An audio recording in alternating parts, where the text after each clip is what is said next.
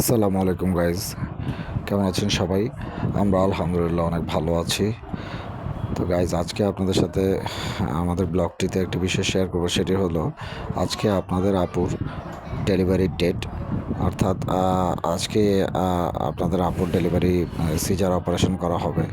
তা আমরা সবাই বাসার সবাই প্রস্তুতি নিয়ে হসপিটালের উদ্দেশ্যে বের হচ্ছি। এদিকে আমার শাশুড়ি আছে, উনিও আমাদের সাথে হসপিটালে যাচ্ছেন, আপনাদের আপুর আম্মু। তো ইনশাল্লাহ আল্লাহর রহমতে যেন দুইজনকে আমরা সুস্থ সবলভাবে বাসায় ফিরিয়ে আনতে পারি, সেই কামনায় আমরা বাসার থেকে বের হলাম।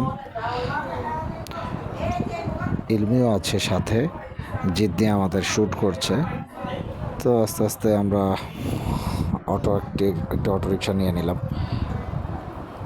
অটোরিকশা দিয়ে ওঠার সময় খুব সাবধানতা অবলম্বন করছিলাম, কারণ আপনাদের আপু খুবই টেনশনে ছিল, যেহেতু তার থার্ড সিজার। ডক্টরের সাথে কথা বলে বুঝলাম যে থার্ড সিজারে একটু প্রবলেম হয় বা রিস্ক থাকে।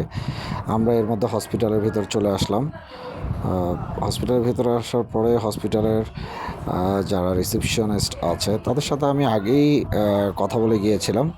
জাস্ট এখন কিছু ফর্মালিটিস আছে, সেগুলি তাদের সাথে আমি শেষ করে নিলাম। এর মধ্যে আপনাদের আপু খুবই টেনশন করছিল কখন কিভাবে কি হয়। যদিও বা তার আগে দুটি সিজার হয়েছে, বাট এরপরেও সে খুবই টেনশনে ছিল। এদিকে হসপিটালে কিছু জিনিস আমার হাতে বুঝিয়ে দেওয়া হলো, পেশেন্টের জন্য, পেশেন্ট যেগুলি স্পেসিফিকভাবে ইউজ করে। এখন সব ব্যাগ নিয়ে আমি আস্তে আস্তে ওদের সবাইকে নিয়ে লিফটে উঠছিলাম। লিফটে ওঠার সময় বারবারই একটা কথা ভাবছিলাম যে আল্লাহ যেন আমার স্ত্রী এবং সন্তান দুইজনেই যেন সুস্থ সবলভাবে বাসায় ফিরে আসে। যদিও আপনার আপুকে আমি এই টেনশনের বিষয়টা বুঝতে দিচ্ছিলাম না, বিকজ আমি যদি টেনশন করি তাহলে এমনিতেই ও অনেক টেনশনে ছিল।